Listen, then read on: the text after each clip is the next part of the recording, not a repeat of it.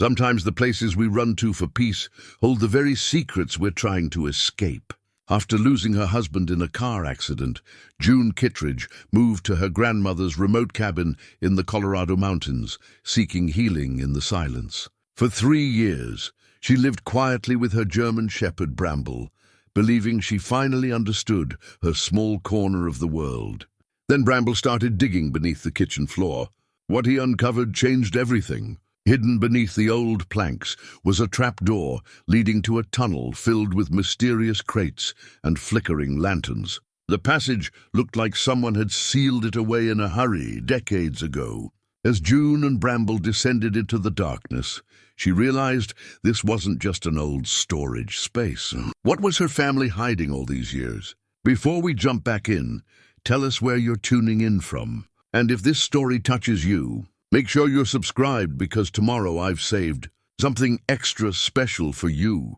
The morning sun painted the Colorado, peaks in shades of gold and amber as June Kittredge stood on her cabin's weathered porch, cradling a steaming mug of coffee between her palms. 3 years had passed since she'd first arrived at this remote sanctuary, fleeing the suffocating sympathy of well-meaning friends and the empty spaces where David's laughter once filled their Denver home. The mountains had offered what the city couldn't: silence deep enough to muffle the constant ache of loss, and solitude vast enough to contain her grief without judgment.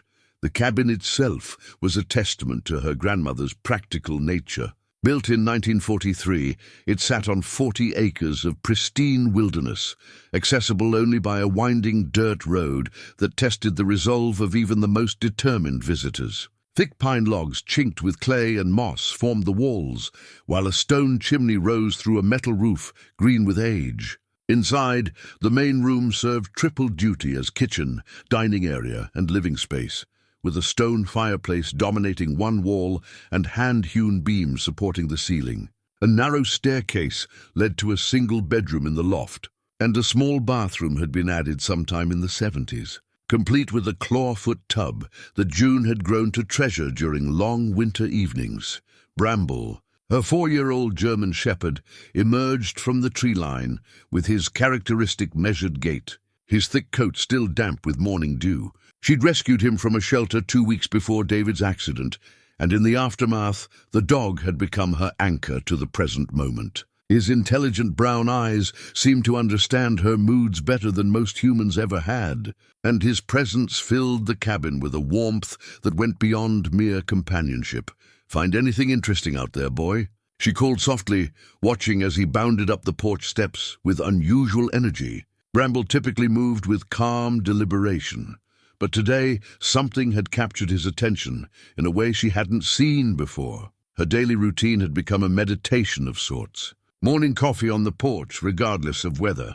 A walk through the pine forest that surrounded the property, often lasting hours as she followed deer trails and seasonal creek beds. Afternoons were for maintenance, splitting wood, tending her small vegetable garden, or reading by the fireplace when winter storms trapped her inside. Evenings belonged to cooking simple meals and planning the next day's activities, though plans had become increasingly fluid as she learned to follow the rhythms of the seasons rather than the tyranny of clocks. The nearest town, Millfield, lay 18 miles down the mountain, a cluster of buildings that time seemed to have forgotten. Population 237, according to the faded sign at the town limits, though June suspected that number included every hunting dog and barn cat within 5 miles. The general store doubled as the post office, and Martha Hawkins, who ran both operations, served as the unofficial keeper of local history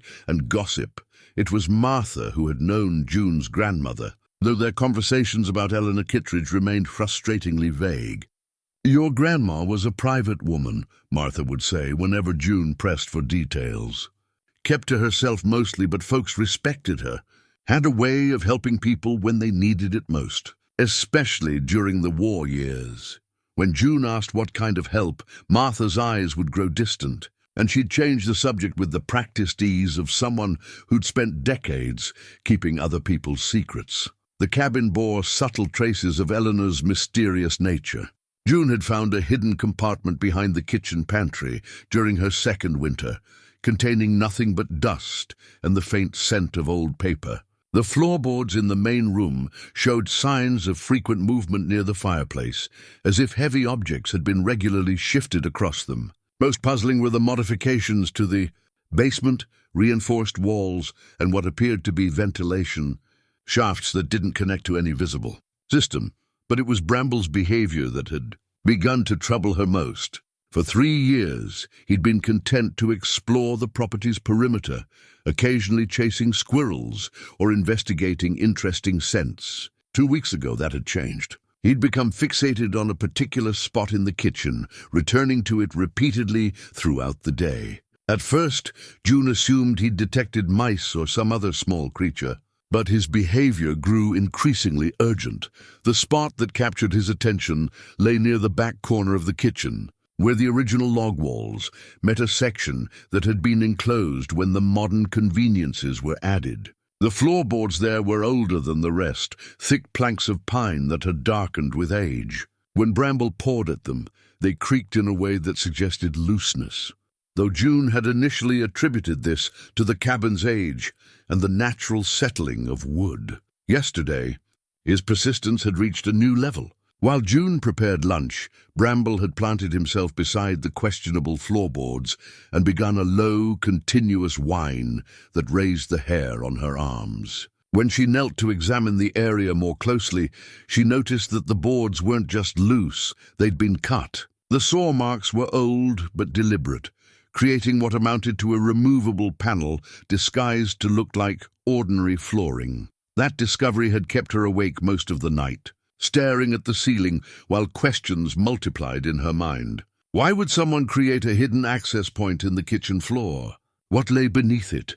And why had Eleanor never mentioned it during their brief conversations before her death? June's grandmother had been 93 when she passed, still sharp-minded but increasingly frail.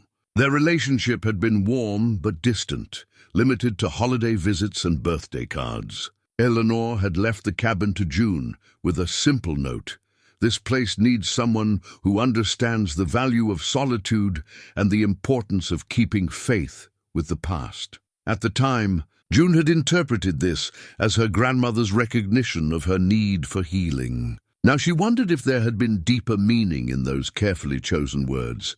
The morning light was growing stronger, casting long shadows across the clearing where the cabin sat. Bramble had finished his breakfast and returned to his post beside the loose floorboards, his ears pricked forward in an attitude of alert attention. As June watched from the doorway, he began pawing at the wood with increasing intensity, his claws catching in the gaps between boards. "What is it, boy?" she murmured, setting down her coffee mug and crossing to where he waited. The floorboards shifted slightly under her weight, confirming what she'd suspected the night before. This wasn't natural settling or age-related warping. Someone had deliberately created this access point, and Bramble had somehow detected whatever lay beneath, kneeling beside her dog. June ran her fingers along the edge of the loose boards, feeling for purchase points. The wood was smooth from decades of foot traffic, but in one corner she found a slight depression that might serve as a grip. Her heart hammered against her ribs as she worked her fingertips into the gap and applied gentle pressure. The boards lifted with surprising ease, revealing a darkness that seemed to swallow the morning light. Cool air rose from the opening, carrying scents of earth and something else, something that reminded her of old books and candle wax. Bramble's whining intensified, but he made no move to investigate the opening, instead pressing closer to June's side as if seeking reassurance. Peering into the hole, June could make out the top rungs of what appeared to be a wooden ladder, disappearing into shadows below. The opening was perhaps 3 feet square, large enough for a person to pass through comfortably. As her eyes adjusted to the darkness, she caught glimpses of something else, a faint, yellowish glow emanating from somewhere deeper in whatever lay beneath her cabin. The rational part of her mind catalogued practical concerns. The ladder could be rotten. The air below might be dangerous. She had no way of knowing what had been stored down there or how long it had been sealed away. But a stronger impulse overrode these cautious thoughts, the same curiosity that had driven her to hike unmarked trails and explore hidden valleys in the mountains surrounding her home. "Stay here, Bramble," she whispered, though the dog showed no inclination to approach the opening. Moving carefully, June descended the first few rungs of the ladder, testing each step before committing her full weight. The wood held firm, showing signs of careful construction despite its obvious age. As she climbed deeper, the mysterious glow grew stronger, and she realized she was entering a space far larger than the simple root cellar she'd expected. The air carried a strange quality, as if it had been undisturbed for decades, yet somehow remained fresh. And beneath it all, she detected the faintest whisper of sound. Not quite voices, not quite music, but something that made her pause halfway down the ladder and strain her ears toward the darkness below. Eleanor Kittredge, it seemed, had left her granddaughter far more than a simple mountain retreat. As June's feet touched what felt like solid ground, she understood that her 3 years of healing solitude were about to end, replaced by mysteries that would challenge everything she thought she knew about her family, her inheritance, and the true nature of the sanctuary she'd made her home. The space beneath June's cabin defied every assumption she'd held about her grandmother's modest mountain retreat. Instead of a simple root cellar or storage area, she found herself standing in what could only be described as a tunnel, a passage carved from the living rock beneath the foundation, stretching away into darkness in both directions. The walls showed chisel marks from careful excavation, and wooden support beams reinforced the ceiling at regular intervals. But most remarkable were the lanterns. Dozens of them lined the tunnel walls, their glass panes yellowed with age, but somehow still emitting a soft, steady glow. June approached the nearest one with cautious wonder, expecting to find the remnants of candles or oil wicks. Instead, she discovered what appeared to be some kind of crystal formation inside each globe, pulsing with gentle light that cast dancing shadows on the hewn stone. "This is impossible," she whispered, her voice echoing strangely in the confined space. The lanterns had clearly been undisturbed for years, yet they burned with the consistency of electric bulbs. More puzzling still, they generated no heat. When she placed her palm against the glass of the nearest fixture, it remained cool to the touch. Above her, Bramble's anxious whining filtered down through the opening. The sound seemed to carry an urgency that made June glance back toward the ladder, but her curiosity had been fully awakened. Whatever this place was, Eleanor had gone to extraordinary lengths to keep it hidden. The very existence of such an elaborate construction beneath a simple mountain cabin suggested resources and motivations far beyond anything June had associated with her grandmother. Moving deeper into the tunnel, she discovered the first of many wooden crates stacked along the walls. They varied in size, from small containers that might hold books to larger chests that could accommodate clothing or equipment. All bore the patina of age, their surfaces darkened by decades of storage in the underground chamber. Many displayed stenciled markings in what appeared to be multiple languages, German, French, and others she couldn't identify.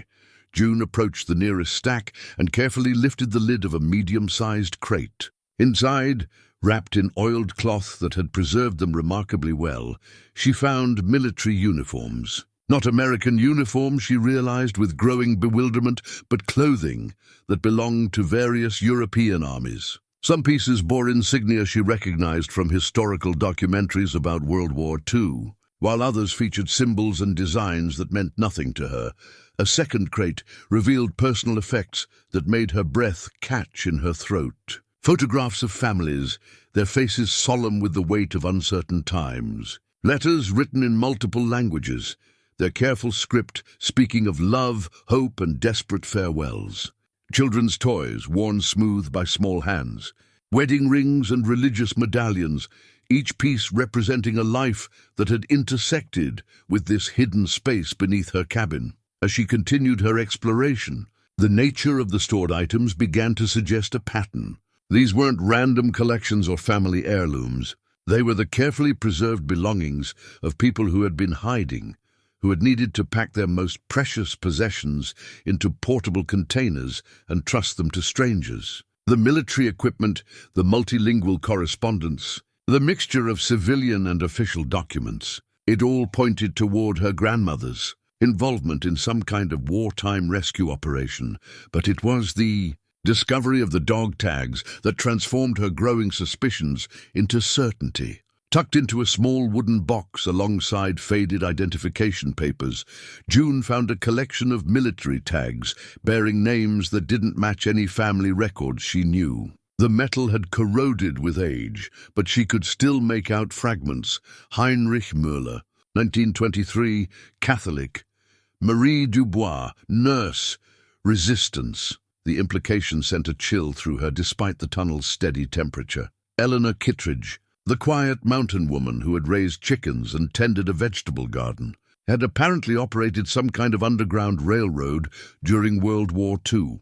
The tunnel, the hidden supplies, the carefully preserved personal effects, they all suggested an operation designed to help people disappear, to provide them with new identities and safe passage to places where they could rebuild their lives. June was so absorbed in examining the dog tags that she almost missed the subtle change in the tunnel's atmosphere.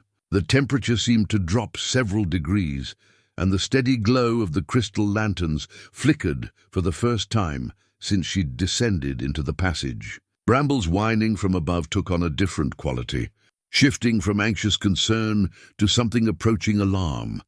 Then she heard it, a sound that had no place in a sealed underground chamber that hadn't been opened in decades. Footsteps, slow, deliberate, and approaching from the deeper reaches of the tunnel. June froze, her heart hammering as she strained to locate the source of the sound. The acoustics of the carved passage made it difficult to determine distance or direction, but there was no mistaking the rhythmic pattern of someone walking toward her. The rational part of her mind offered explanations. Settlement of the old wooden supports, thermal expansion of the stone walls, the natural creaking and groaning of any underground structure. But the footsteps maintained too steady a rhythm, too purposeful a cadence to be dismissed as natural phenomena. Someone, or something, was moving through the tunnel system, and they were getting closer. June carefully replaced the dog tags in their container and began backing toward the ladder, her eyes fixed on the darkness beyond the reach of the lantern light. The footsteps continued, neither speeding up nor slowing down, but maintaining their measured pace as if the walker had all the time in the world. Above her, Bramble's distress calls had escalated to short, sharp barks that echoed down the shaft like warnings. As she reached the base of the ladder, June noticed something that made her stomach clench with fear. The crystal lanterns throughout the visible portion of the tunnel had begun to pulse in unison, their light growing brighter and dimmer in a rhythm that seemed to match the approaching footsteps. Whatever was causing the phenomenon, it wasn't natural. The carefully preserved equipment, the decades-old personal effects, the impossible burning crystals, none of it suggested the kind of logical, explicable world she'd been living in for the past 3 years. The footsteps stopped. In the sudden silence, June could hear her own ragged breathing and Bramble's continued barking from above. The lanterns maintained their synchronized pulsing, casting shifting patterns of light and shadow that made the tunnel walls seem to move and breathe. She placed her foot on the first rung of the ladder, preparing to climb back to the safety of her kitchen, when a new sound emerged from the darkness. Whispers, multiple voices speaking in languages she couldn't understand, their words overlapping and interweaving like a conversation carried on across decades. Some voices seemed to carry urgency, others spoke with the cadence of comfort or instruction. All of them conveyed an emotional weight that pressed against June's consciousness like a physical force. She scrambled up the ladder with undignified haste, emerging into her kitchen with such relief that she nearly sobbed. Bramble immediately pressed against her side, his warm solidity anchoring her to the familiar world of morning sunlight and coffee-scented air. But even as she knelt to embrace her dog, June knew that she couldn't simply replace the floorboards and pretend the tunnel didn't exist. The whispers continued to drift up from the opening, fainter now, but still audible. They seemed to carry a note of expectation, as if the speakers were waiting for something or someone. As June stared down into the mysterious glow of the crystal lanterns, she realized that her grandmother's carefully guarded secret had become her inheritance, in ways she was only beginning to understand. The peaceful mountain sanctuary she'd built around her grief was gone, replaced by questions that demanded answers and mysteries that called to something deep in her soul. Eleanor Kittredge had left her granddaughter more than a cabin and 40 acres of wilderness. She had left her a responsibility that stretched back through decades of hidden history and forward into a future that June could no longer predict or control. June spent the rest of that morning in a state of restless agitation, unable to focus on any of her usual routines. She'd replaced the floorboards over the tunnel opening, but the weight of the discovery pressed against her thoughts like a physical burden. Every creak of the cabin's old timbers made her glance toward the kitchen floor, and Bramble's continued fixation on the spot served as a constant reminder that their quiet mountain life had been irrevocably altered. By afternoon, she found herself standing before the tall bookshelf that occupied most of one wall in the main room. Eleanor's books remained exactly as her grandmother had left them, a mixture of practical volumes on gardening and home preservation alongside classics of literature and history. June had browsed through them occasionally during quiet evenings, but now she searched with new purpose, looking for any clue that might explain the tunnel beneath her feet. It was wedged between a cookbook and a volume of poetry that she found the first tangible link to her grandmother's secret life. The book itself was unremarkable, a standard history of Colorado mining published in 1967, but someone had hollowed out its pages to create a hidden compartment. Inside, wrapped in the same oiled cloth she'd encountered in the tunnel, June discovered a bundle of letters tied with faded ribbon. The correspondence was dated between 1943 and 1945, addressed to E. Kittredge in careful handwriting. But the contents were unlike anything June might have expected from wartime correspondence. Instead of news from the front or updates on rationing and Victory Gardens, these letters contained strings of numbers and seemingly random words, arranged in patterns that made no immediate sense. "Mountain roses bloom early this year," read one line. "The shepherd counts 73 stars before dawn." Another letter spoke of packages arriving on the northern route and safe houses prepared for winter visitors. The language was poetic, almost lyrical, but beneath the surface June sensed the careful structure of some kind of code. She spread the letters across her kitchen table, studying them for patterns, while Bramble maintained his vigilant watch over the hidden trapdoor. The paper was high quality despite its age, and the ink had faded to a rich brown that spoke of fountain pens and careful composition. Some letters bore postmarks from cities across the western United States, while others showed evidence of international transit through postal systems June couldn't identify. As the sun began its descent toward the mountain peaks, June decided she needed perspective that only distance could provide. She secured the letters in a folder, called Bramble to her side, and drove the winding road down to Millfield. If anyone could shed light on Eleanor's wartime activities, it would be Martha Hawkins, whose family had operated the general store since before the war. She found Martha arranging canned goods on shelves that looked old enough to have been installed when the store first opened. The older woman greeted June with her usual warmth, but her expression grew cautious when June mentioned finding some of her grandmother's old correspondence. "Eleanor was always careful about her papers," Martha said slowly, not quite meeting June's eyes. "Never was one to leave things lying around for folks to stumble across." "These were hidden pretty well," June admitted, pulling out one of the less cryptic letters. "I was hoping you might help me understand what they mean." "They seem to be talking about activities during the war, but the language is so strange." Martha's reaction was immediate and telling. Her face paled, and she glanced quickly around the empty store before moving closer to June. "Where exactly did you find these?" she asked, her voice dropping to barely above a whisper. "Hidden in a book on her shelf," June replied, omitting any mention of the tunnel. Something in Martha's manner suggested that complete honesty might not be wise until she better understood what she'd uncovered. The older woman studied the letter for a long moment, her lips moving silently as she read. When she looked up, her eyes held a mixture of recognition and concern that sent a chill through June's chest. "Your grandmother never told you about her war work?" Martha asked carefully. "I didn't even know she had war work," June admitted. "She always seemed like such a private person. I assumed she'd spent those years the same way she spent the rest of her life, quietly, up on the mountain." Martha was quiet for so long that June began to wonder if she'd refuse to answer. Finally, the store owner moved to the front window and turned the sign from open to closed, despite the early hour. "What I'm about to tell you needs to stay between us," Martha said, settling into the chair behind the store's old cash register. "There are people still alive who could be hurt if the wrong folks learned about what went on up at your grandmother's place." June nodded, her mouth suddenly dry with anticipation.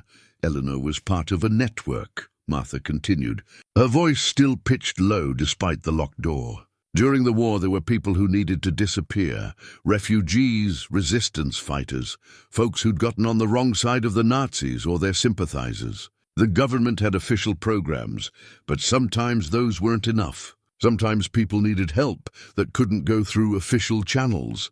"What kind of help?" June asked, though she was beginning to suspect the answer. "Safe houses, new identities, transportation to places where they could start over." Martha's weathered hands twisted together in her lap. "Your grandmother's place was isolated enough to serve as a way station. People would arrive at night, stay hidden for days or weeks while arrangements were made, then move on to permanent safety." The coded letters suddenly made perfect sense. Mountain roses blooming early meant refugees had arrived ahead of schedule. The shepherd counting stars indicated the number of people in hiding. Safe houses prepared for winter visitors suggested long-term arrangements for people who couldn't be moved quickly. "How many people?" June asked. "Dozens over the course of the war. Families mostly, but some individuals who'd been involved in resistance activities in Europe. Eleanor had connections through the church and some government agencies that most folks never heard of." Martha paused, studying June's face carefully. "She never married, never had children of her own. I always thought it was because she'd given everything she had to helping other people's families survive." June felt a strange mixture of pride and vertigo. The quiet woman who had left her a mountain cabin had apparently risked everything to save lives during one of history's darkest periods. The tunnel, the preserved belongings, the elaborate security measures, they all testified to an operation that had required extraordinary courage and careful planning. "Why are you telling me this now?" June asked. Martha's expression grew even more serious. "Because if you found those letters, you might find other things. And if you do, you need to understand that Eleanor's work didn't end when the war did. Some responsibilities pass from one generation to the next, whether we want them to or not." The older woman's words echoed in June's mind as she drove back up the mountain in the gathering dusk. Bramble sat alert in the passenger seat, his ears pricked toward sounds only he could hear. As they approached the cabin, June noticed that lights were visible through the kitchen windows. Lights she distinctly remembered turning off before leaving for town. The discovery that awaited her inside would transform her understanding of both her inheritance and her future in ways she couldn't yet imagine. The lights in June's cabin weren't electric. As she pushed through the front door, with Bramble pressed close to her side, she discovered that the warm glow emanating from the kitchen came from the same impossible crystal lanterns she'd seen in the tunnel below. 3 of them sat on her kitchen counter, their steady radiance casting familiar dancing shadows on the log walls. June's first instinct was to run, but Bramble showed no signs of alarm. Instead, he approached the mysterious lanterns with apparent interest, sniffing around their bases before settling into a relaxed position nearby. His calm acceptance of the situation gave her courage to examine the objects more closely. Up close, the lanterns revealed construction details that defied easy explanation. The metal frameworks appeared to be hand-forged from some kind of dark alloy that showed no signs of corrosion despite obvious age. The crystal formations inside pulsed with light that seemed to respond to her proximity, growing brighter when she leaned closer and dimming when she stepped away. Most puzzling of all, they generated no heat and made no sound, yet provided illumination superior to any electric bulb she'd ever used. Beside the lanterns, someone had left a small wooden box that she recognized from the tunnel below. Inside, she found more of Eleanor's coded correspondence, but these letters were different from the wartime communications she'd discovered earlier. The paper was newer, the ink darker, and the dates ranged from the 1950s through the early 2000s, almost to the time of her grandmother's death. The evolution of the coded language across the decades told a story that made June's pulse quicken with growing unease. The early post-war letters maintained the poetic style she'd seen before, speaking of seasonal visitors and mountain flowers, but gradually the terminology shifted toward references that seemed less metaphorical and more literal. Letters from the 1970s mentioned unusual atmospheric conditions and disturbances in the natural order. By the 1990s, the correspondence had begun discussing dimensional instabilities and entities requiring containment. One letter from 1998, bearing a postmark from somewhere in Montana, was particularly disturbing. The breach near Glacier has been sealed, but we lost 2 guardians in the process. The entities are becoming more aggressive, and their ability to influence local wildlife is increasing. Eleanor, your expertise with the containment protocols may be needed if the situation deteriorates further. The old agreements are holding, but barely. We may need to consider more drastic measures if the next convergence brings the level of activity we're predicting. June read the letter 3 times before its implications fully registered. Her grandmother hadn't simply helped refugees during World War II. She had apparently continued some kind of protective work for decades afterward, work that involved concepts like dimensional breaches and containment protocols that belong more to science fiction than to the quiet mountain life Eleanor had presented to the world, as if summoned by her growing understanding. The tunnel beneath the kitchen floor began to emit sounds that made Bramble's ears perk with sudden attention. Not the whispers she'd heard earlier, but something that resembled static from an old radio, punctuated by brief bursts of what sounded like human voices speaking in multiple languages. June lifted the floorboards with hands that trembled only slightly. The crystal lanterns in the tunnel below pulsed in rhythm with those on her counter, and the static resolved itself into something approaching coherent transmission. She descended the ladder with one of the portable lanterns in hand, determined to locate the source of the mysterious communications.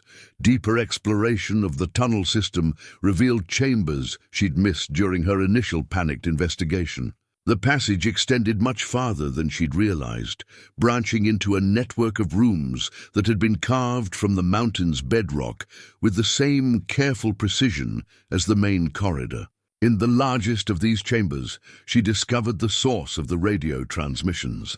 This equipment appeared to be a mixture of technologies spanning several decades. Vacuum tubes glowed alongside solid-state components, and crystalline formations, similar to those in the lanterns, had been integrated into circuitry that followed no electrical engineering principles June recognized. The entire assembly hummed with power, despite showing no connection to any conventional energy source.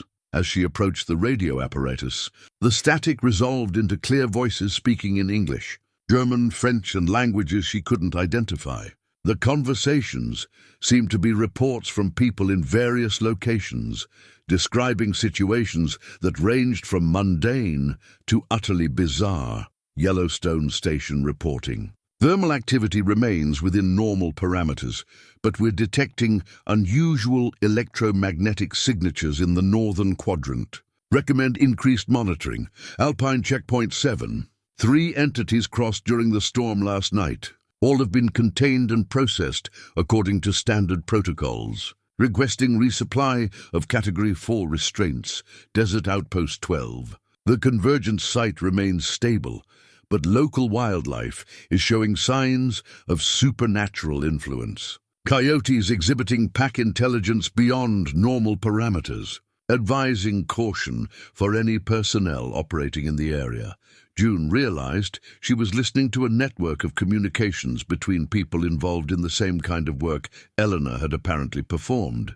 The radio equipment in her grandmother's tunnel wasn't just receiving these transmissions, it was part of an active communication system linking guardians, outposts and monitoring stations across what seemed to be the entire western United States. A new voice broke through the ongoing chatter, speaking with an authority that made the other conversations pause.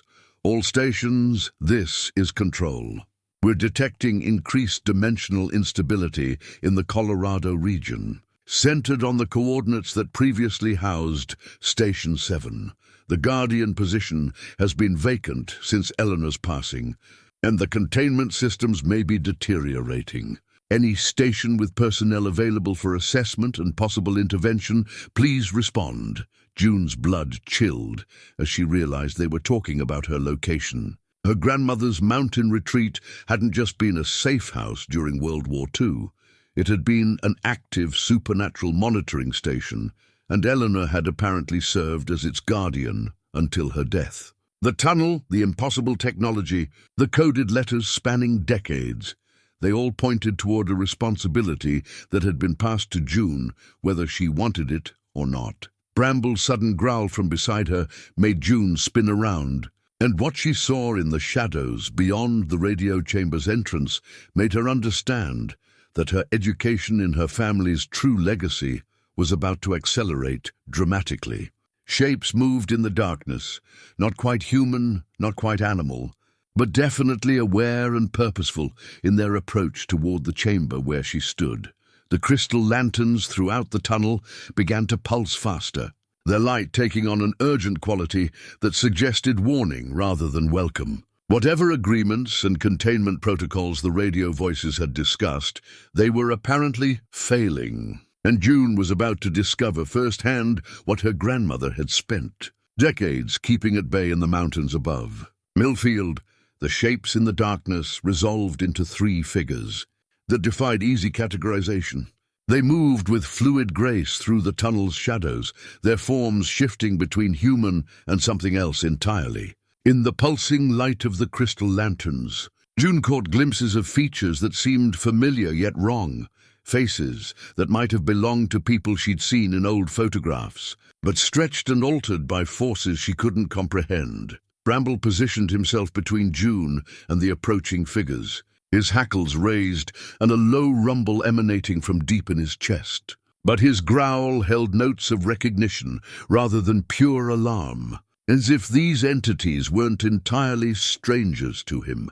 The central figure stepped into the chamber's light, and June gasped as she recognized elements of the face from family photographs. The woman bore Eleanor's bone structure and her penetrating gaze, but her features flickered between solid flesh and something more translucent, like a double-exposed photograph come to life. "You should not have come down here unprepared," the figure said, her voice carrying the cadence of Eleanor's speech, but with an otherworldly resonance that seemed to come from multiple directions at once. "The barriers are weakening, and your presence has accelerated the deterioration." June found her voice with effort. "Who are you? What are you?" "I am what remains of your grandmother's commitment to this place," the figure replied. "When a guardian dies without properly transferring their responsibilities, part of their essence becomes bound to the dimensional anchor they protected. I am Eleanor's unfinished business, waiting for someone capable of completing the work she began." The radio equipment crackled with increased activity as more voices reported disturbances across the network. June caught fragments of urgent communications describing phenomena that grew more alarming by the moment. Temperature anomalies, gravitational fluctuations, wildlife behaving in ways that suggested supernatural influence. The network is failing, Eleanor's shade continued. Without a living guardian to maintain the containment protocols, the barriers between dimensions have begun to deteriorate. What you see here is just the beginning. The other two figures stepped forward, and June realized they weren't human at all. Their forms were more solid than Eleanor's shade, but they moved with an alien grace that spoke of origins far from Earth. One appeared to be made of crystallized light, its body reflecting and refracting the lantern glow in patterns that hurt to look at directly. The other seemed to be composed of living shadow, its edges constantly shifting and reforming like smoke-given substance. These are representatives of the Allied realms, Eleanor's shade explained, noting June's confusion. During the war, when the barriers first began to weaken due to the massive spiritual trauma occurring across Europe, we made agreements with certain dimensional neighbors. They would help us maintain stability in exchange for safe passage through our reality when necessary. June struggled to process the implications. You're saying that helping refugees during World War II somehow led to making deals with beings from other dimensions? The refugee work was real and necessary, Eleanor's shade confirmed, but it also provided cover for the more delicate task of establishing protocols with our otherworldly neighbors. The tunnel system served both purposes, hiding people who needed protection and creating a controlled environment for interdimensional diplomacy. The crystalline being stepped forward and extended what might have been a hand toward June. When she hesitantly reached out to touch it, visions flooded her mind with overwhelming intensity. She saw the tunnel as it had been during the war years, filled not just with frightened refugees, but with beings of impossible beauty and terror, negotiating treaties that would keep reality stable. She witnessed Eleanor, decades younger, but carrying the same determined expression June remembered, mediating between human officials and entities that existed partially outside normal space and time. Most disturbing were the visions of what happened when the agreements failed. June saw dimensional breaches opening like wounds in the fabric of reality, spilling forth creatures that turned peaceful mountain valleys into nightmare landscapes. She witnessed entire towns evacuated after supernatural incursions, their populations relocated and their memories modified to protect the greater population from panic. When the visions ended, June found herself on her knees in the tunnel chamber, gasping for breath while Bramble pressed against her side with worried whines. The crystalline being had withdrawn, but its message was clear. The responsibilities Eleanor had shouldered were not optional luxuries, but essential protections that kept her world safe from forces beyond human understanding. As she struggled to regain her composure, June noticed something that had appeared in her palm during the vision contact. A small silver medallion, tarnished with age but warm to the touch, rested in her hand. The moment her fingers closed around it, she felt a change deep in her consciousness, as if doors she'd never known existed were suddenly opening in her mind. Through her enhanced perception, she could see the tunnel chamber as it truly existed, not just a carved space beneath her cabin, but a nexus point where multiple realities intersected. The medallion served as both key and compass, allowing her to perceive dimensional stress patterns that were invisible to normal human awareness. The protective medallion, Eleanor's shade said with approval. It belonged to a refugee child who found sanctuary here during the war. But it carries more than sentimental value. It was crafted by our dimensional allies to shield its bearer from the worst effects of interdimensional exposure. The shadow being spoke for the first time, its voice like wind through autumn leaves. The child who wore this medallion grew to become one of the most successful guardians in the network's history. Her sacrifice during the 1987 convergence prevented a cascade failure that would have compromised protective barriers across 3 states. June studied the medallion more closely, noting intricate engravings that seemed to shift and change as she watched. The symbols weren't from any human writing system, but somehow she understood their meaning. Protection, sacrifice, and hope intertwined in patterns that spoke to something deeper than conscious knowledge. "Why are you showing me this now?" she asked. "Because the convergence approaches faster than we anticipated," the crystalline being replied, its voice carrying harmonics that made the chamber's walls resonate. Every 73 years, the barriers between dimensions thin naturally, requiring increased vigilance from the Guardian network. But dimensional mathematics suggest this convergence will be unlike any in recorded history. Eleanor's shade nodded gravely. The damage to the primary breach key has accelerated the natural cycle. What should have been a manageable thinning of barriers has become a potential catastrophic failure. Without active Guardian intervention at this anchor point, the protective network could collapse entirely. The weight of inherited responsibility settled on June's shoulders like a physical burden. The peaceful mountain retreat she had sought for healing was revealed as ground zero for a crisis that could affect the safety of millions of innocent people. "What exactly would you need me to do?"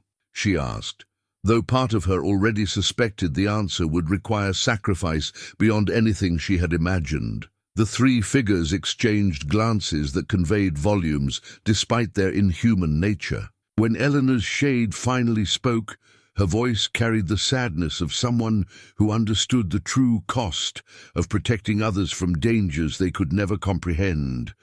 "Accept the mantle of guardianship and learn to use abilities you never knew you possessed. The medallion will help protect you during the transition, but the ultimate responsibility cannot be shared or delegated. You would become the anchor point for dimensional stability across several hundred square miles of territory." As if summoned by their conversation, new voices began broadcasting from the radio equipment. Emergency transmissions reporting supernatural manifestations that exceeded normal containment protocols. The convergence was beginning, and June's decision could no longer be postponed. June's decision crystallized in the space of a heartbeat, driven not by complete understanding, but by the weight of responsibility that seemed to flow through the medallion in her palm. The silver grew warm against her skin, and with that warmth came a flood of inherited memories, generations of women in her family line who had stood at similar crossroads and chosen duty over safety. "Tell me what I need to do," she said, her voice steadier than she felt. Eleanor's shade smiled with relief and pride. "First, you must formalize your acceptance of the guardian role. The contract requires your willing participation, witnessed by representatives of the allied realms. The shadow being moved forward, producing from somewhere within its shifting form a scroll that appeared to be made of material that existed partially in multiple dimensions. The text seemed to write itself as June watched, words appearing in English while simultaneously displaying in scripts and symbols she didn't recognize but somehow understood. The document outlined responsibilities that went far beyond anything June could have imagined. As guardian of what the contract called Anchor Point 7, she would maintain dimensional stability across a territory spanning several hundred square miles of Colorado mountain terrain. She would serve as liaison between human authorities and interdimensional entities seeking passage or sanctuary. Most soberly, she would be required to defend against hostile incursions using whatever force proved necessary. In exchange, the contract promised access to knowledge and abilities that had been accumulated over centuries of guardian work. She would gain the capacity to perceive dimensional fluctuations, to communicate with non-human entities, and to channel protective energies through the crystalline technology her grandmother had maintained. The Allied realms would provide support and guidance, but the ultimate responsibility for decisions affecting her sector would rest with her alone. The network you heard on the radio, the crystalline being explained as June studied the contract, represents 47 active Guardian stations across North America. Each anchor point protects a region where dimensional barriers are naturally thin, creating potential breach sites that require constant monitoring. Your grandmother was one of the most experienced guardians in the network, and this location is considered one of the most critical. June looked up from the scroll. Because of something that happened during the war. Because of something that was already here before the war, Eleanor's shade corrected. This mountain has served as a dimensional crossing point for thousands of years. Native tribes knew of its significance and maintained their own protective traditions until European settlement disrupted the old ways. Your family's involvement began when my great-grandmother married into a bloodline that carried the genetic markers necessary for guardian work. The implications sent a chill through June's understanding of her own identity. You're saying this is hereditary? The ability is, the shadow being confirmed. But the choice to use it remains yours. Many guardians have family members who could serve, but choose not to. The network has procedures for transferring stations to unrelated individuals when bloodlines fail or refuse the calling. As if to demonstrate the urgency of her decision, the radio equipment erupted with communications from multiple stations reporting escalating supernatural activity. Dimensional readings were spiking across the western United States, and several guardians were requesting backup for containment operations that had exceeded their normal capabilities. Bramble moved to June's side and looked up at her with eyes that held far too much intelligence for a normal dog. As their gazes met, June felt a mental connection open between them. Not telepathy exactly, but a sharing of awareness that let her perceive the world through his enhanced senses. Through Bramble's perception, she could see the dimensional stress patterns that surrounded them like heat shimmer in summer air. The tunnel walls showed fractures in reality that were invisible to normal human sight, and the entities in the chamber appeared far more complex than her ordinary vision had revealed. Most startling was the realization that Bramble himself was not entirely canine. His essence carried elements of something that belonged to the crystalline being's dimensional realm, a hybridization that had been carefully crafted to provide guardian support. He was Eleanor's final gift to you, the crystalline being confirmed, noting June's recognition. A companion bred and enhanced specifically to assist the next guardian in this location. His loyalty is absolute, his courage proven, and his abilities will grow as yours develop. The weight of the revelation made June sink into a chair that someone had apparently brought down from the cabin above. Everything she thought she knew about her life, her family, and her relationship with Bramble had been transformed in the space of a few hours. The peaceful mountain retreat she'd built around her grief was revealed as the center of responsibilities that stretched across dimensions. But as overwhelming as the discoveries were, June found herself thinking of the voices on the radio, people like herself who had accepted extraordinary duties to protect others from dangers they couldn't even imagine. Eleanor had carried this burden alone for decades, maintaining stability while presenting to the world the simple persona of a mountain woman who kept to herself. "What happened to my grandmother?" June asked. "How did she die?" Eleanor's shade grew more translucent, as if the question itself weakened her connection to the physical realm. The previous convergence put enormous strain on all the anchor points. I maintained the barriers, but the effort damaged my physical form beyond repair. I held on long enough to ensure the protocols would remain stable until the next guardian could be prepared. But I underestimated how quickly the following convergence would arrive. The crystalline being added, convergences are increasing in frequency and intensity. What once occurred every 73 years now happens every 50. The dimensional matrix is showing signs of fundamental instability that may require new approaches to guardian work. June realized she was being offered not just a role in an established system, but partnership in evolving that system to meet unprecedented challenges. The contract in her hands represented not just acceptance of ancient duties, but commitment to helping develop solutions for problems that threatened the stability of multiple realities. Outside the tunnel, she could hear wind beginning to howl through the mountain peaks with unnatural intensity. The convergence was gathering strength, and the decision could wait no longer. June signed the contract with a pen that appeared to be made of crystallized starlight, her signature glowing briefly before settling into the dimensional parchment. The moment her name was complete, she felt changes beginning in her consciousness, doors opening, abilities awakening, connections forming with the network of guardians whose voices filled the radio frequencies. Bramble's form began to shift and grow, revealing his true nature as a creature capable of existing simultaneously in multiple dimensions. The tunnel around them resonated with new energy, as protective systems that had been dormant since Eleanor's death came back online, and somewhere far above them, the first entities of the convergence began manifesting in the Colorado wilderness, drawn by dimensional instabilities that would require all of June's inherited abilities and newfound determination to contain the transformation. Of June's awareness as the new guardian revealed truths that shattered every assumption she'd made about the nature of her inheritance.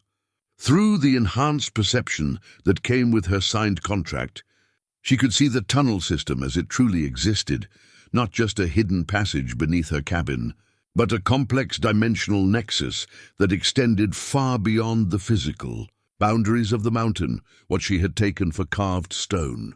Walls were actually crystallized barriers holding back forces that existed outside normal space-time. The radio equipment wasn't simply receiving transmissions from other Guardian stations.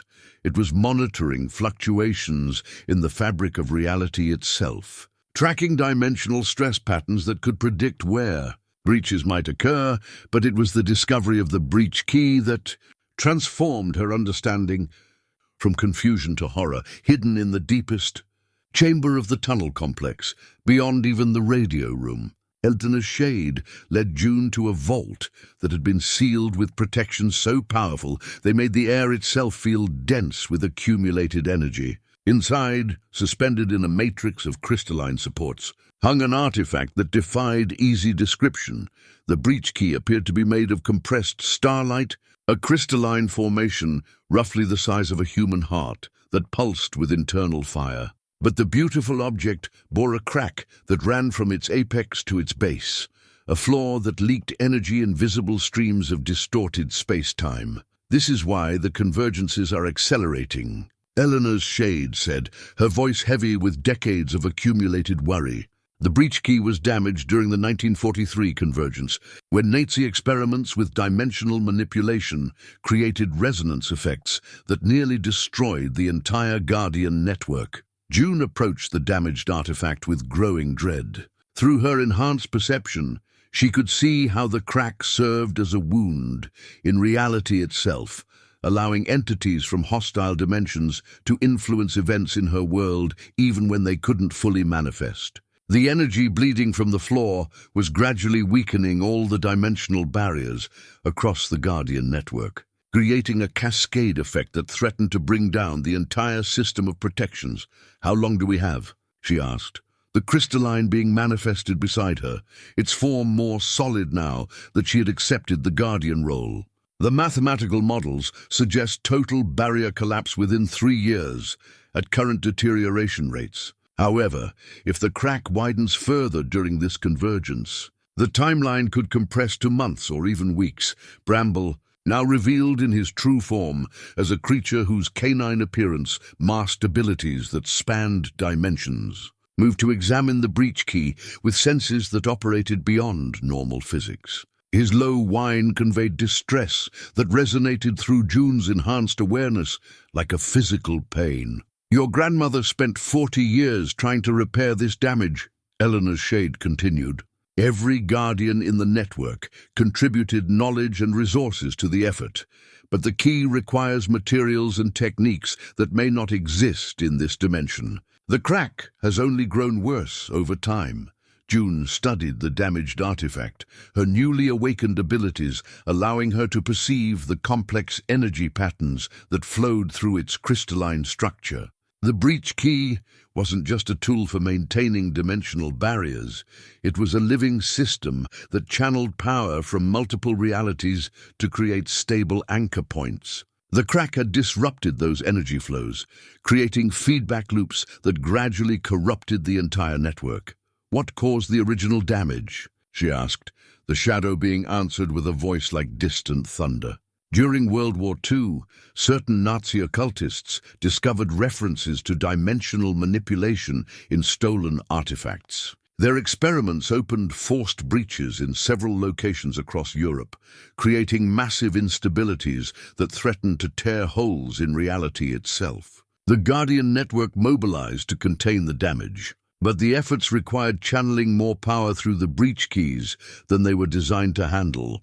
This key absorbed the feedback from sealing 7 major breaches in a single night. Eleanor's shade added, "The alternatives were either accept the damage or allow European civilization to be overrun by entities from hostile dimensions. My grandmother made the choice to save millions of lives, knowing it might doom future generations to the consequences."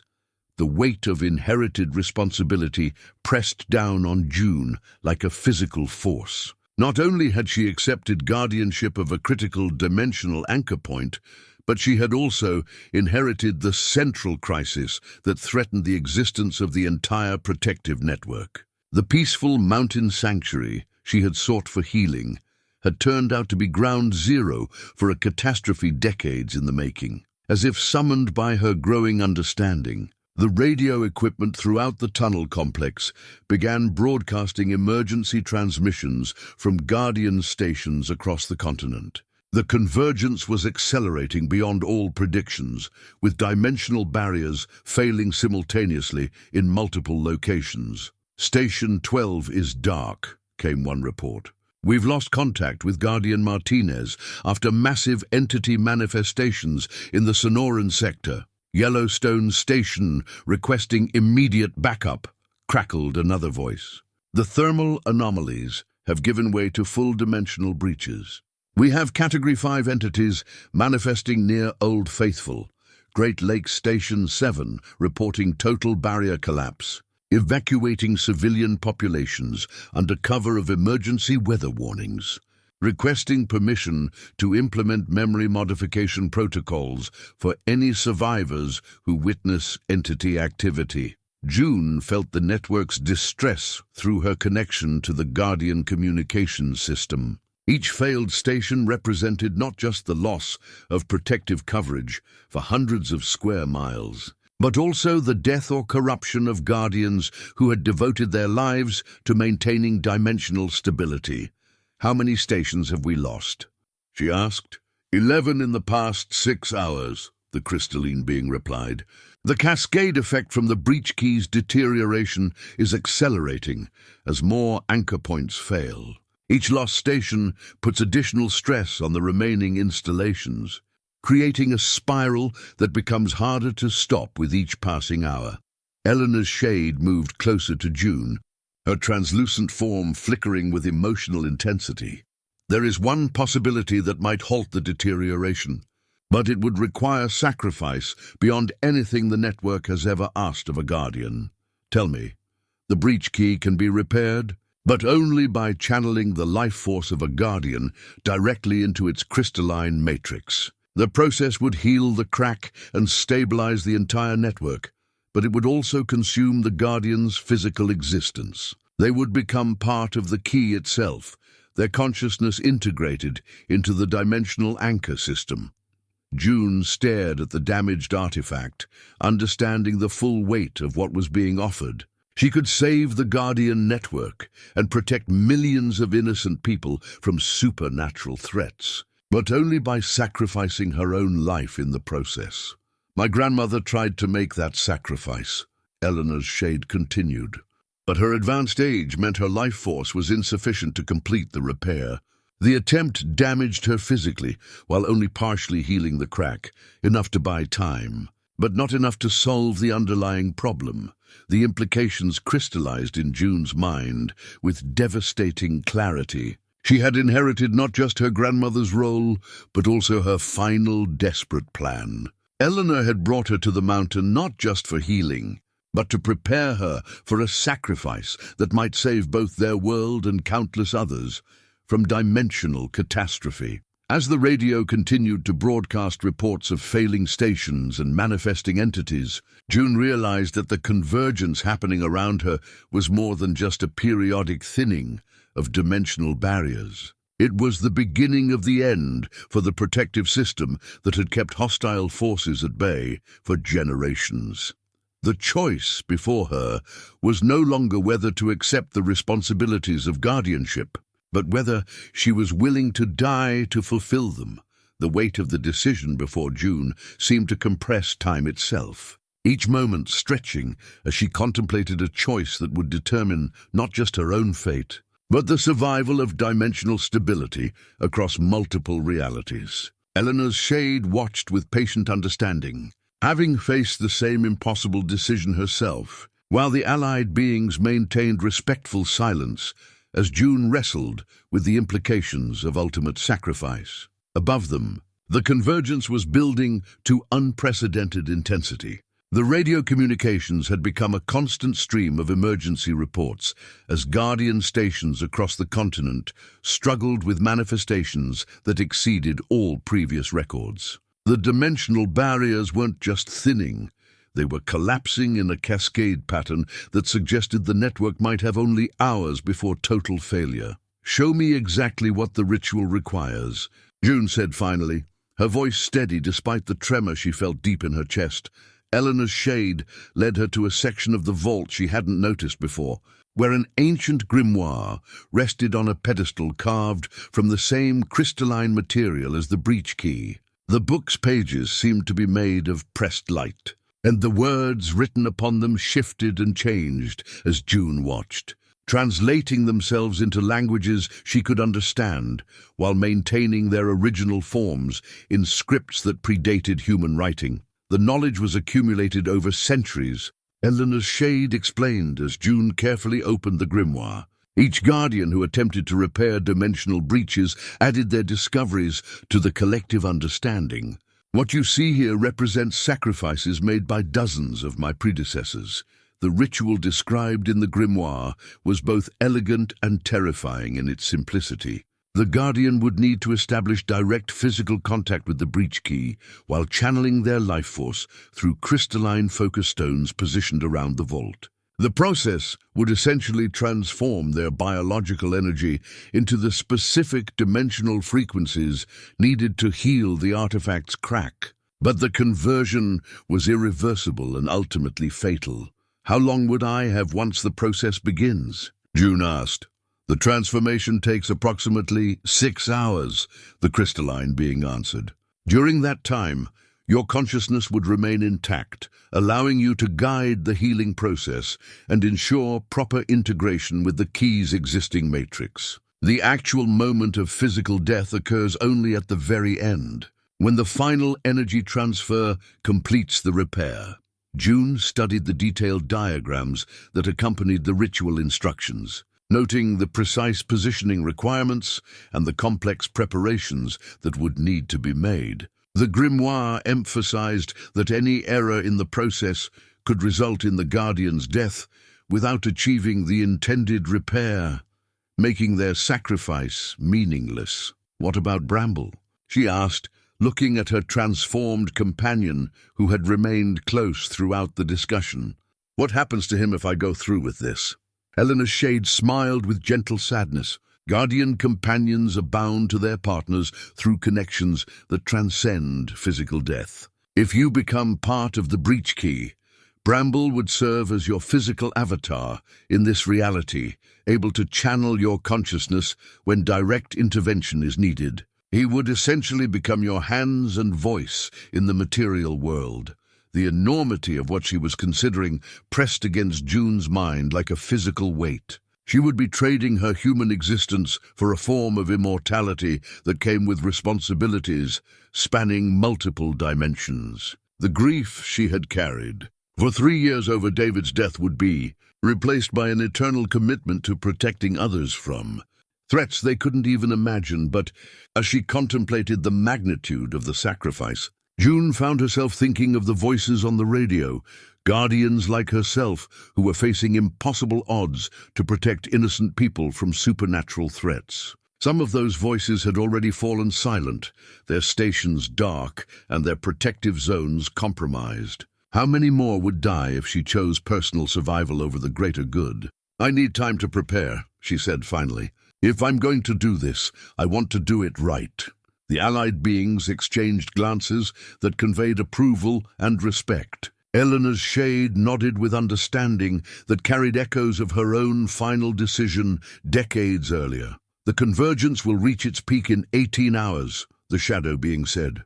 "That should provide sufficient time for the necessary preparations while ensuring the ritual occurs at the optimal moment for maximum effectiveness." June spent the next several hours studying the grimoire with an intensity that bordered on obsession, memorizing every detail of the complex process she might soon undertake. The ritual required not just physical preparation, but also mental and spiritual conditioning to ensure her consciousness could successfully integrate with the breach. His dimensional matrix, Eleanor's shade, proved an invaluable guide through the preparation process, sharing insights gained through her own attempt at the ultimate sacrifice. The positioning of the focus stones required mathematical precision, calibrated to June's specific biometric patterns. The meditation techniques needed to achieve the proper mental state demanded practice that could take weeks to perfect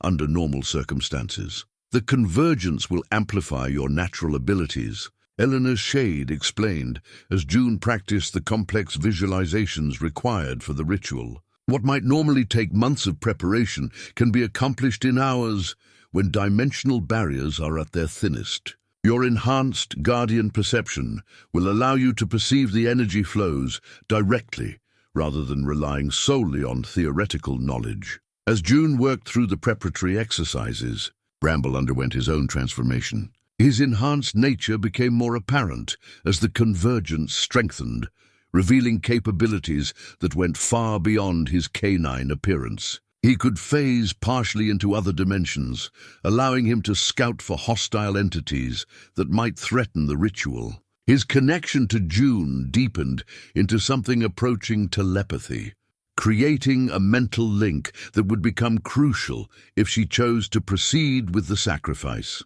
The radio communications continued to bring increasingly desperate reports from the failing Guardian network. By evening, nearly half of the continental stations had either gone dark or reported compromised barriers. The entities manifesting through the breaches were becoming more aggressive and better organized, suggesting that hostile forces from other dimensions were taking advantage of the network's weakness to mount coordinated invasions.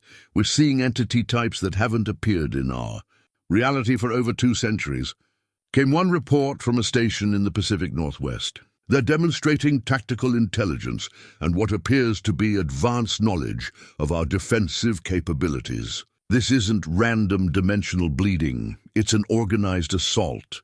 June realized that her decision carried implications beyond simply repairing the breach key.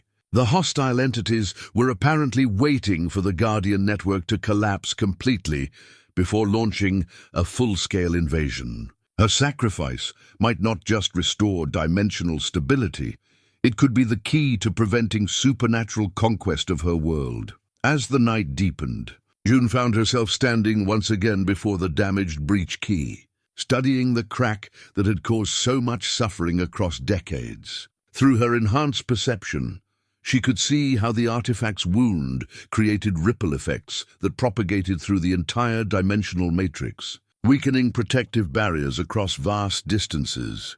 "If the ritual succeeds," she asked Eleanor's shade, "will it be permanent, or will other guardians eventually face the same choice?" "The repair should hold for centuries," the crystalline being answered.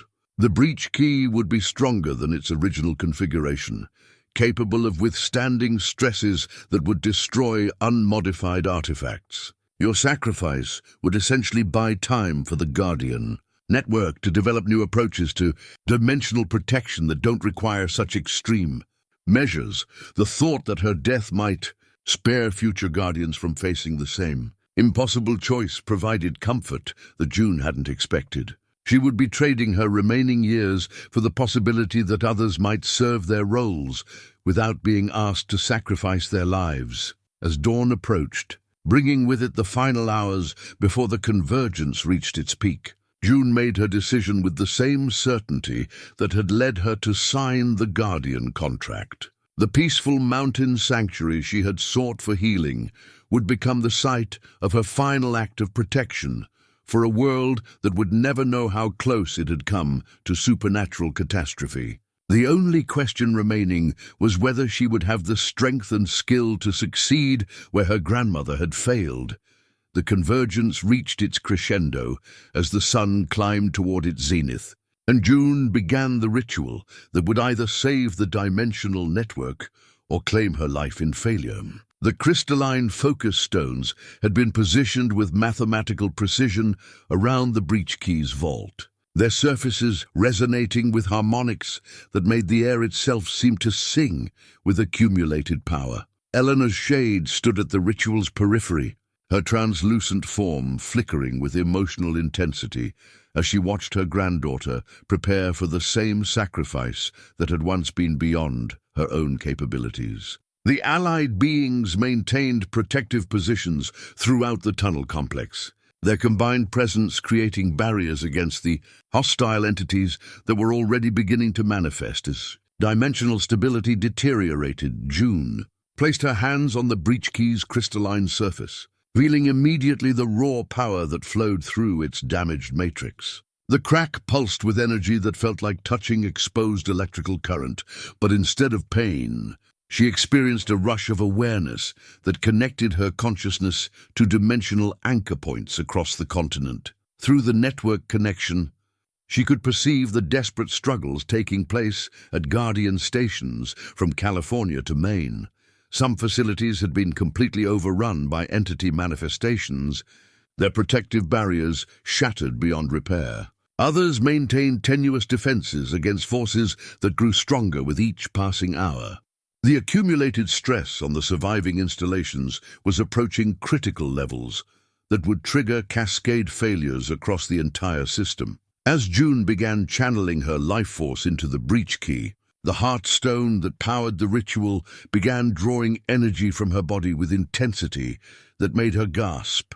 The crystalline artifact served as both focus and amplifier for the healing process, but it demanded payment in the Guardian's own vitality. She could feel her physical strength beginning to drain away, converted into the specific dimensional frequencies needed to repair the ancient damage. The first hour of the ritual proceeded according to the grimoire's instructions, with June maintaining the complex mental patterns required to guide the healing process, while the focus stones channeled her life energy into the breach key's matrix. The crack began to show signs of responding to the treatment, its edges softening and the energy bleeding, from its length diminishing slightly. But the process attracted attention from entities that had been waiting decades for the Guardian network to become vulnerable enough for direct assault. Through the tunnel's protective barriers, June could sense hostile presences gathering with malevolent purpose. They recognized what she was attempting and understood that success would close their window of opportunity for dimensional invasion. Bramble's enhanced awareness detected the approaching threat first, his form shifting into a configuration optimized for interdimensional combat. No longer the familiar German shepherd June had known for years, he became something that existed simultaneously in multiple realities, capable of engaging entities that operated outside normal space-time. The first attack came as a wave of psychic disruption designed to break June's concentration and force her to abandon the ritual. Hostile entities that existed primarily as malevolent consciousness attempted to invade her mind, seeking to corrupt the delicate mental patterns required for the healing process. But Bramble's connection to her awareness provided protection, his enhanced nature allowing him to absorb and deflect the worst of the psychic assault. "Stay focused on the key," Eleanor's shade urged as June struggled to maintain the ritual patterns despite the supernatural attack. "I'll coordinate our defenses while you continue the healing process." The allied beings moved into action with practiced efficiency, their forms becoming more solid and combative as they engaged entities that were attempting to break through the tunnel's protective barriers. The crystalline being unleashed energies that struck the attackers like concentrated starlight, while the shadow entity became a moving darkness that consumed hostile manifestations before they could fully materialize. Despite the defensive efforts, some attackers penetrated the tunnel's outer protections and began manifesting in the physical chambers surrounding the ritual vault. June could hear the sounds of supernatural combat echoing through the passageways, inhuman roars, the crack of energy discharges, and the grinding noise of reality being torn and reformed by forces that operated beyond natural law. The Heartstone continued its relentless drain on June's life force, and she could feel her physical body beginning to weaken significantly. Her vision blurred intermittently, and her hands trembled with the effort of maintaining contact with the breach key. But the artifact was responding to the treatment, its crack showing clear signs of beginning to heal as the ancient damage slowly reversed. Through her connection to the Guardian network, June sensed that several failing stations had begun to stabilize as the breach key's condition improved. The repair was having cascading effects throughout the dimensional matrix, strengthening barriers that had been on the verge of collapse and providing relief to Guardians who had been fighting impossible odds. But the healing process had only just begun, and June realized that the most dangerous phase of the ritual still lay ahead. As the breach key absorbed more of her life energy, her ability to defend herself would continue to diminish, while the hostile entities attacking the tunnel would become increasingly desperate in their efforts to stop her.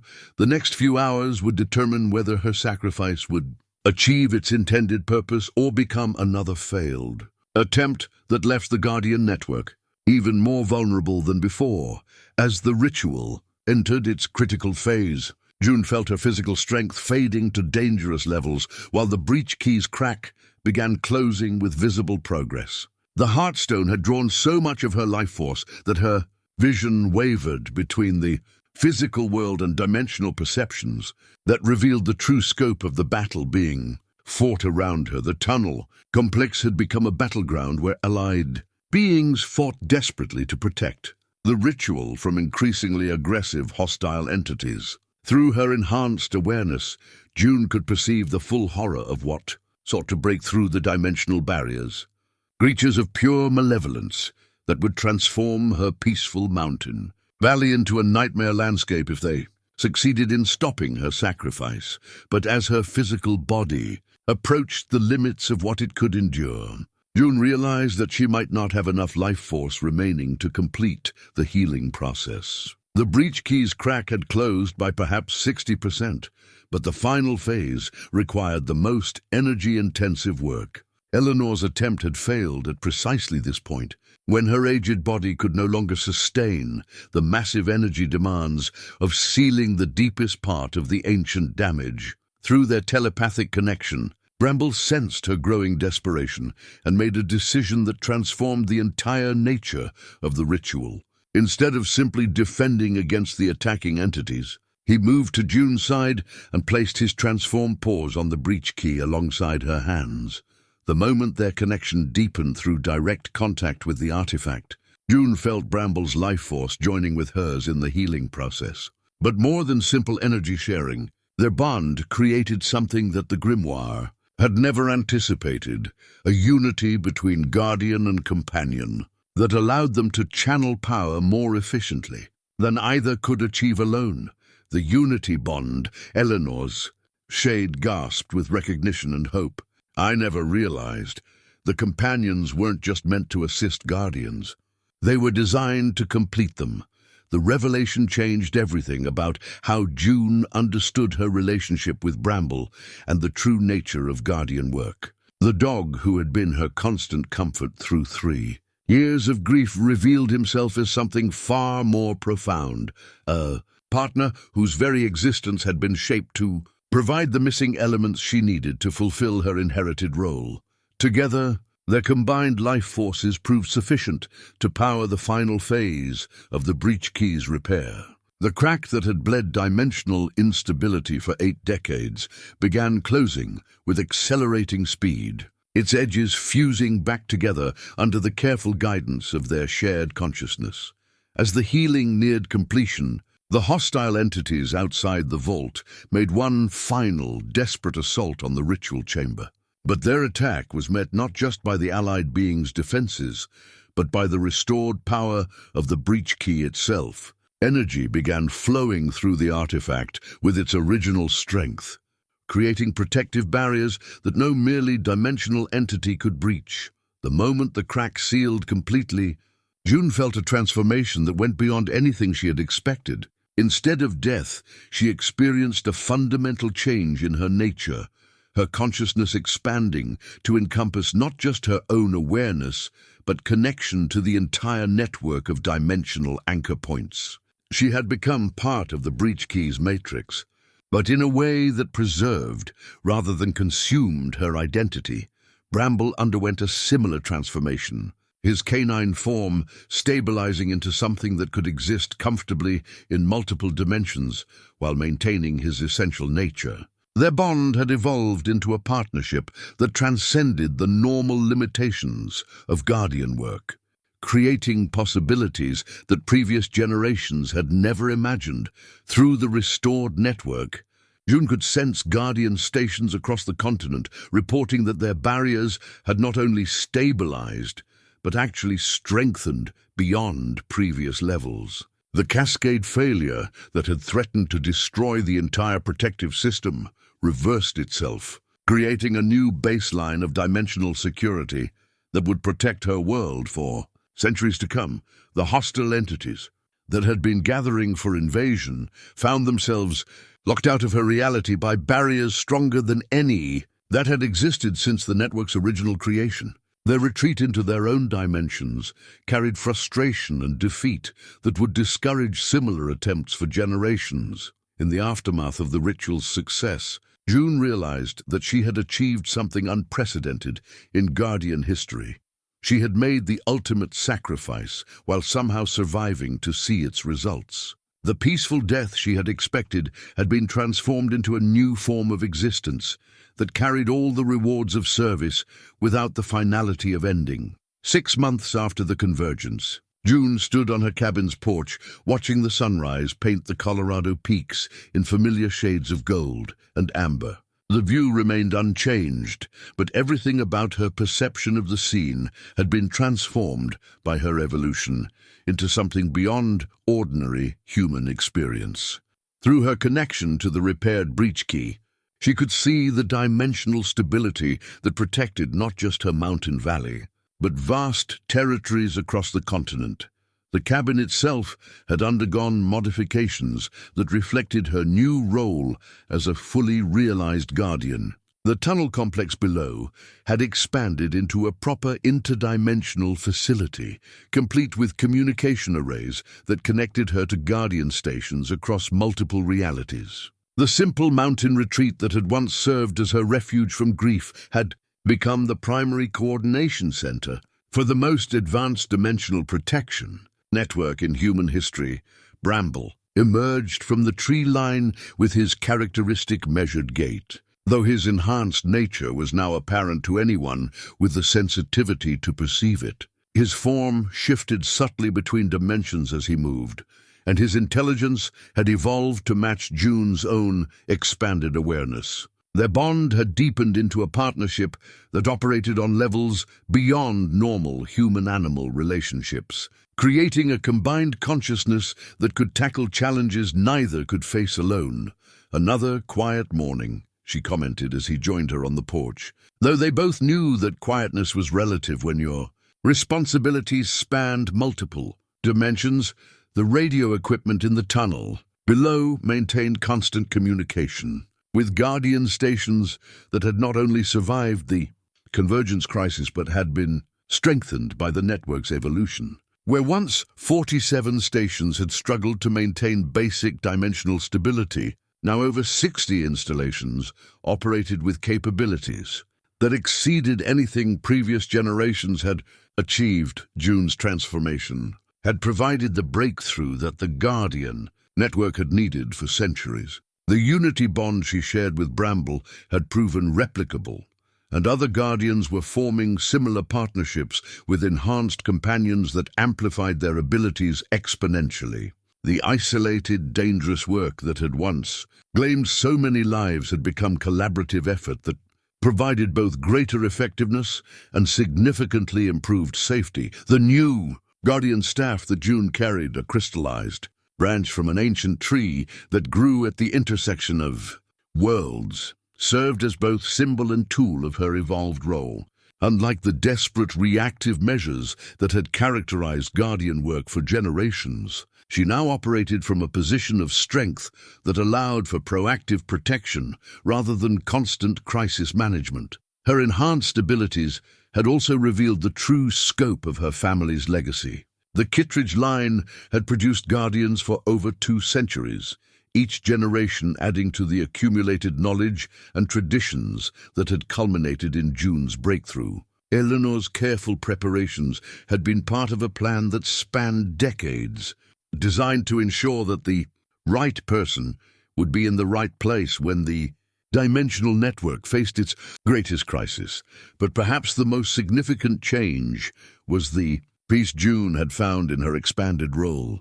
The grief that had driven her to seek mountain solitude had been transformed into a deeper understanding of connection and purpose. David's death, which had once seemed like a senseless tragedy, now appeared as part of a larger pattern that had led her to the place where she could make the greatest difference. The memorial garden she had planted behind the cabin honored both her lost husband and the Guardians who had sacrificed their lives to protect dimensional stability over the centuries. But it also celebrated the living, the network of protectors who continued the work with resources and support that previous generations could never have imagined. Late in the afternoon, as June reviewed reports from Guardian stations across the Western Territories, she received a communication that brought particular satisfaction. A young woman in Montana had begun exhibiting the genetic markers that indicated potential Guardian abilities, and preliminary investigations suggested her family's property sat atop what might be a previously unknown dimensional anchor point. "Looks like we might have a new recruit," June told Bramble as she prepared for the journey to evaluate the potential station. Such trips had become routine parts of her expanded responsibilities, but they carried the excitement of discovery and the satisfaction of helping others understand their inherited abilities. The Montana candidate reminded June of herself 3 years earlier, a woman seeking solitude and healing, who had no idea that her family's legacy carried responsibilities beyond anything she could imagine.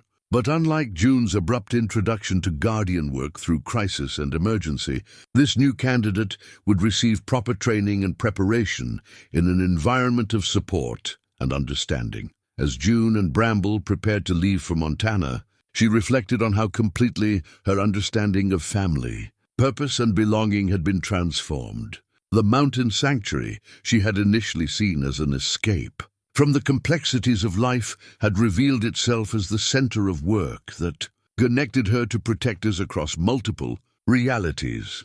The radio equipment crackled with routine communications, from Guardian stations reporting normal conditions and successful protection operations. The desperate emergency transmissions that had marked the convergence crisis had been replaced by the calm efficiency of a network operating at the peak of its capabilities. Standing in the kitchen where she had first discovered the hidden trapdoor that changed everything, June smiled at the memory of her initial fear and confusion. Bramble sat beside the spot where he had first detected the tunnel, his tail wagging with apparent amusement at how far they had traveled from that moment of discovery. The sun was setting behind the mountain peaks as June locked the cabin and activated the protective systems that would guard the dimensional anchor point. During her absence, the same crystal lanterns that had once seemed impossible now provided familiar illumination as she and Bramble descended into the tunnel complex for the beginning of their journey to Montana in helping another woman discover her family's guardian legacy. June would complete the circle that Eleanor had begun decades earlier, ensuring that the responsibilities of protection would continue to be shared by those capable of bearing them. While the network grew stronger with each new guardian who accepted the calling to serve something greater than themselves.